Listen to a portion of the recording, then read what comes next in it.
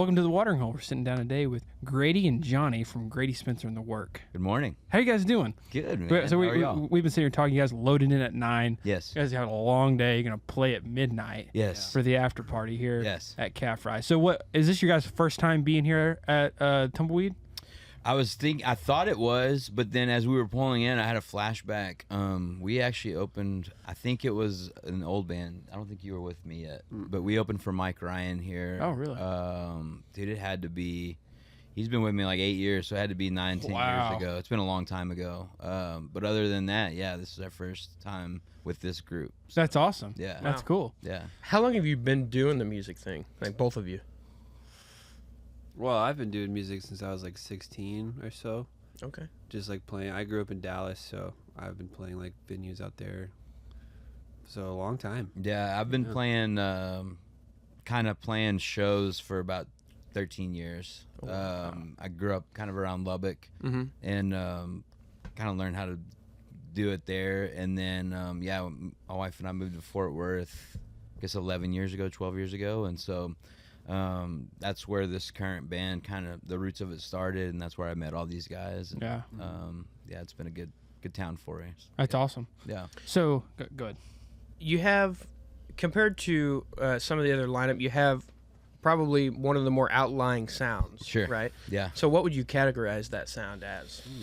We always say like country groove or like country funk, blue collar funk. Yeah, I think Jesse, our drummer, coined the phrase "blue collar pop." Blue collar pop. Oh, really? Yeah, Yep. it's kind of poppier. Yeah, we're definitely not country. Even though I kind of have an accent and wear cowboy boots on stage, like, and I think we've kind of been That's lumped. what makes you country. That's right. We've been lumped in just because I grew up in Lubbock. All the bands there were Texas country. Yeah. So they're like, oh, that's Well, where you're from. You must be Texas country. Yeah, and I feel like you were kind of more country back in the day. That's true. And then we've evolved. Yeah. Every iteration of like the band, so we get like new players, and I feel like we all have such different tastes that it just kind of makes this kind of its own flavor, which is cool. Like, Yeah. So like saying that you guys have like your guys' own taste. What is your taste? Like what do you listen to on your drive home? Maybe in the bus. Yeah. Well, it kind of varies. I listen to a lot of like 80s synth pop, all the way to like classical music. This is like Really? a lot of the time I listen to that because I'm probably mostly like stressed and I just want to like chill. That's what I listen to. I was gonna make fun of you. Definitely. But then, Do it. Yeah, Do it. It's Yeah. fine. Make fun of me. It's cool. But yeah, it's kind of all over the map. But like a lot, not really country. yeah, we don't listen Yeah. to country that much. I mean, like we're not anti it. Like No. we have buds who are country. Like we've did runs with Flatland, and we were on a booking agency for many years where we were on lumped with country artists, and so we definitely have an affinity. But yeah, like there's a guy named Theo Katzman who's pretty big. Wolfpack, they're like very not country, like more funk, but they're also like guitars and Yeah. white guys singing. Somebody Yeah. that we hang out with is always talking about Wolfpack. Is it Matt or somebody like that? Yeah, I can definitely see, man. You should check it out. Yeah. Yeah, dude, they're great. I mean, it's 100% not country, but it's very good. Yeah. And something they're definitely role models for us, and not only like as a band, but also like business wise. Like they're all very DIY and do most of the stuff themselves. So. I think that like the country label has really evolved over the past the past. I mean, it's constantly evolving, but really over the past like 2 or 3 years, it's really kind of blown up to like there's a lot more like independent artists that are kind of blowing up that like are kind of in the country scene. Like you guys are playing like you guys are doing the after party for a country red dirt music festival. Yeah. Whenever like there's genres, I think, are just getting blurred. Exactly. Yeah. Which is cool. Yeah, like for example, like Giovanni and the Hired Guns headline last night. Yeah. And I mean, you listen to their set. If you pass by their set at certain points, you're like, those guys. That's like rock. it's a rock kind of metal band. Sure. But then like at other points, they played like a Randy Rogers song last night. Yeah. And they played a Randy Rogers song and then a Metallica song. Wow. So it was kind of crazy. That's awesome. But Well, we're pretty similar. We'll play Brooks and Dunn. Brooks and Dunn, and then we play Creed. Yeah. Oh, yeah, really? Yeah, like Really? we're kind of all over the map too. Yeah. Yeah. I think it's an exciting time, man. I mean, like even like you see like the big like, you know, Post Malone, Beyonce putting out country records or whatever, but then it's also an exciting time for bands like us, smaller independent bands, because like you have all the tools that you need to get a following. Like if you're willing to put in the work, do all the social media stuff, put out regular music, if it's good, people are going to find you, you know, and that's kind of what we're leaning into, of like, we don't necessarily have like this big operation, this big business behind us, but we have been doing it long enough that we have a following that we can hopefully grow on. Yeah. And I think that's not only country, but especially country right now, because a lot of eyes are kind of pointed toward, well, what is country, you know? Things. And I feel like, you know, I've been doing this for 20 years, and I feel like 10 years ago even, you would like write a song for a band, and they're like, oh, we can't play that doesn't sound like us. And I feel like now you can just kind of do it with fun. Yeah. Dust the red dirt off your boots and get all your rowdy friends together. Born and Raised Music Festival is back. September 13th through 15th, 2024 in Pryor, Oklahoma, featuring Cody Johnson, Hank Williams Jr., Co Wetzel, plus Midland, Dwight Yoakam, the Red Clay Strays, and many more. Passes and camping on sale now at bornandraisedfestival.com, starting at $10 down. It goes both ways, right? I think that Lana Del Rey, Beyonce, and Post Malone, they see something in the fan base of the country fan base, and like whether it's money driven or just like this is a good group of people that listen to this kind of music, like they want in. Yeah, I will say that I feel like the best shows we play are like the more country, like this kind of thing. Like I feel like the fans just want to have a good time, and they're there for the music, and they're there to like have a good time.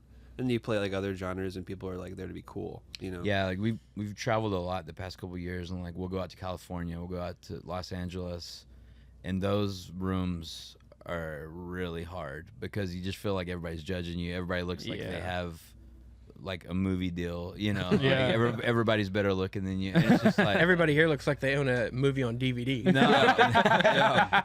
But everybody's having a good time, you know. And like I don't care what people look like. It's just it's a different vibe, and like the country demographic of fan seems to have more of an open mind, and they don't care what you sound like. They're more open minded. It seems like. I feel like a lot of people, like especially like with other genres, like I feel like I always hear like people online or whatever say like, oh, you can play everything but country, like I hate country music, that whole sound. But I feel like people that listen to country music also listen to almost every other type of music. I think the only like country, like people that listen to country per se that I see them not like other music is like rap. But most of the people that I like know that listen to like Red Dirt, whatever, they listen to everything else. Definitely. So I think it's cool that like some of these like pop artists are trying to like get into it in some way, because it helps expand the open-mindedness of people that don't listen to country music. I think that does help the scene in that way. Yeah, I like it for a different reason. I think that I'm not a fan of like, I'm not going to listen to Beyonce's country album. I'm not going to listen to Post Malone's country. I'll listen to them in their respective with their stuff. But what I like about it is that I think it adds more to the opposite end of the spectrum also. So you get more of like, you guys familiar with Braxton Keith? Yeah. Okay, so you get more of the like Braxton Keith, Zach Top stuff. Like it's a total opposite. Yes. And it's probably a cycle, I'd imagine, that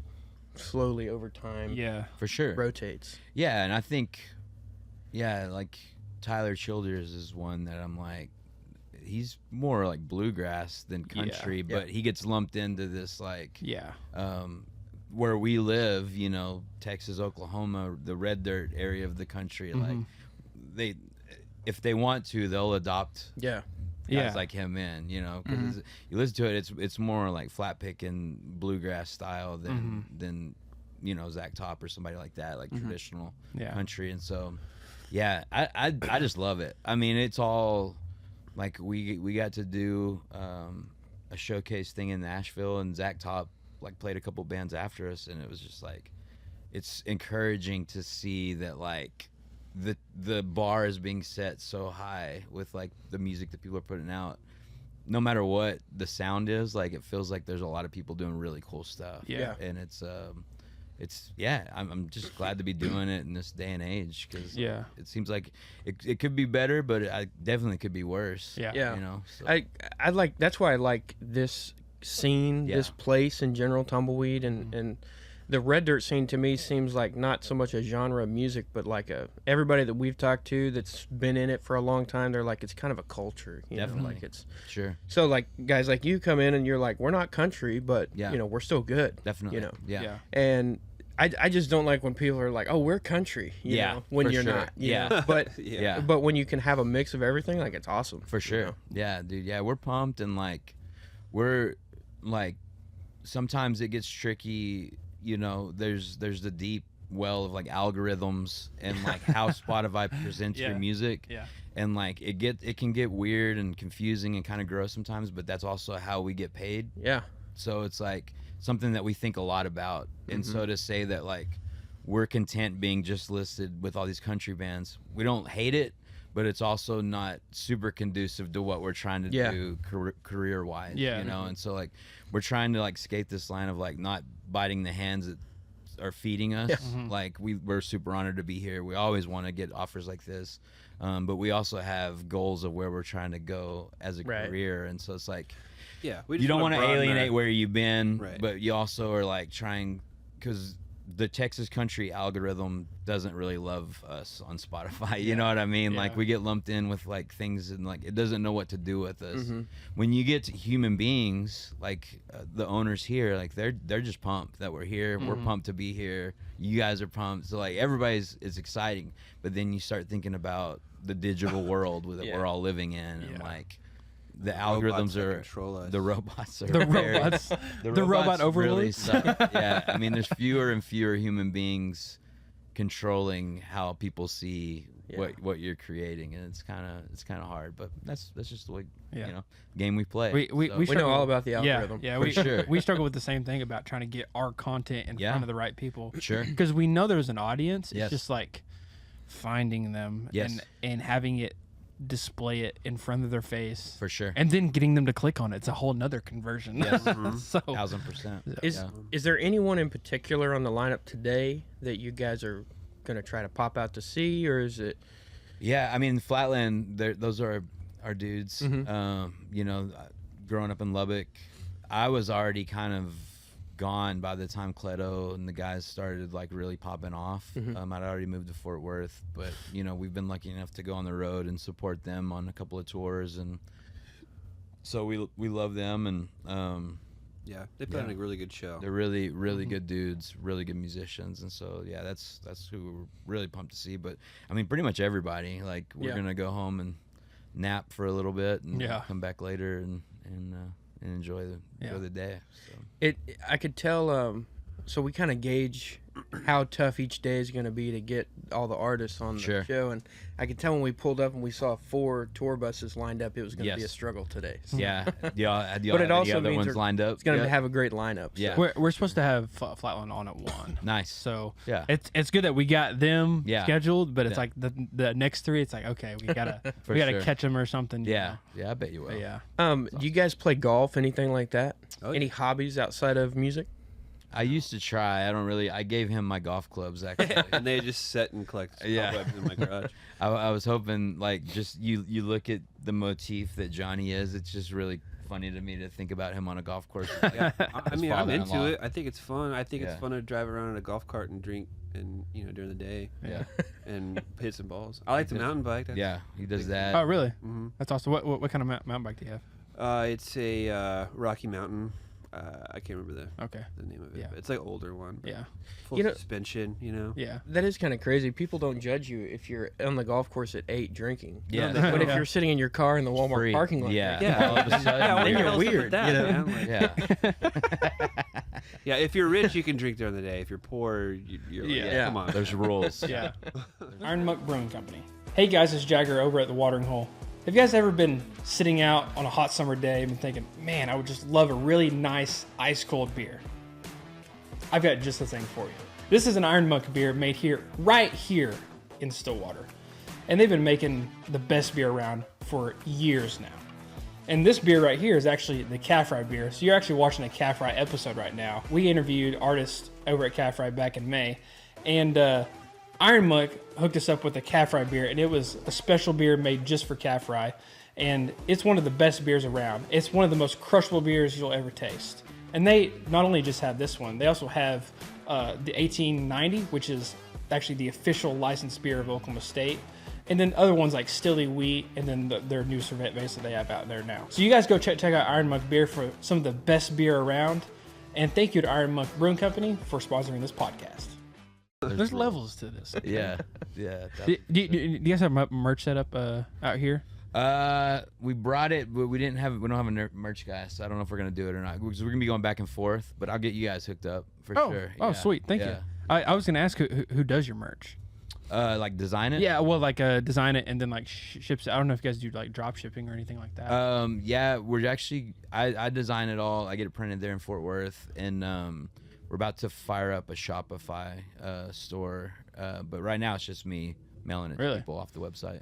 Yeah. So we got a sponsor for our podcast. Yes. CH Lonestar. They designed all of our shirts here. Yeah. And we got the logo back. We Nice. got two shirts for you guys too. Nice, In dude. there. Cool. In our merch closet, it's actually the bathroom of this. I love it. But it's just hung up, gross. you know. It's great. It was probably clean before we. Yeah, that's great. I don't mind a little poo particles. No problem. But yeah, Cody over there at CH Lonestar. He's here today. He's here today, so nice. we'll have him stop by, come pick your guys' brain. You might get a little deal with them. There you go. They do drop shipping, so Okay.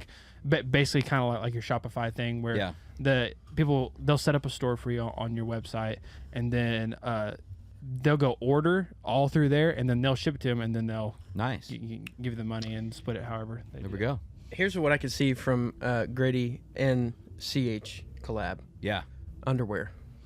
There's a market out These there. guys There's have gotta been be a market joking out about it there. for a long time. Yeah, banana hammocks. Right, Yes. is what I think Yes. with his face on it. Yeah. So Might be time. We talked to Cody yesterday now, and we've been telling people like we need to get somebody to get like Speedos or underwear from CH, and he was like, "We've never done it, but we'll make it work." And we've it would been have saying, to be male underwear, because if it was female underwear, my wife would whip everyone's ass, mine included. So we've been saying it. You just get a custom one for her, and like, There you go. here's your Valentine's Day true. gift, babe. Yeah. she would love it. We were saying it as a joke, but then yesterday he's like, "No, I'll do it."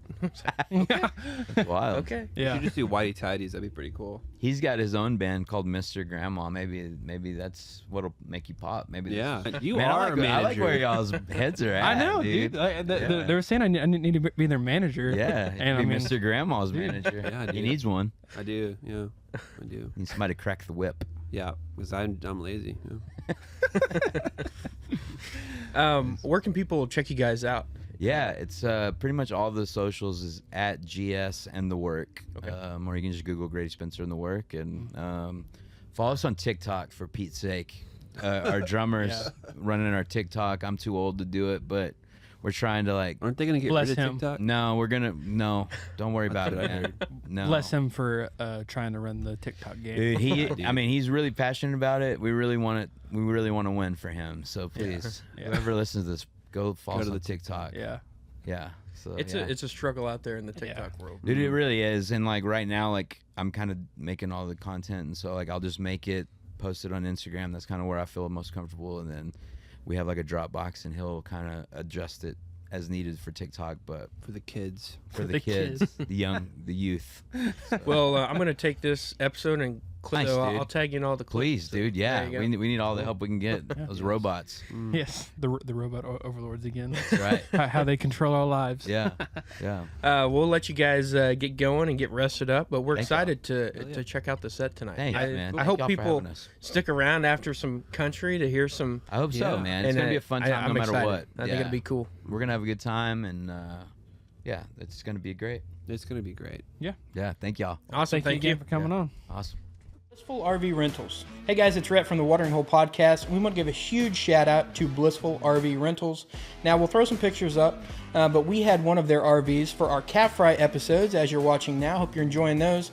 We worked with the team over at Blissful RVs to find the perfect RV for us. Now, they worked with us on the size of the RV, the time we needed the RV, and they even delivered the RV for us. So we can't thank them enough for that. It truly was a great fit. If you need an RV for any of your travel needs, contact Blissful RVs today. Thank you to Blissful RVs for sponsoring this podcast.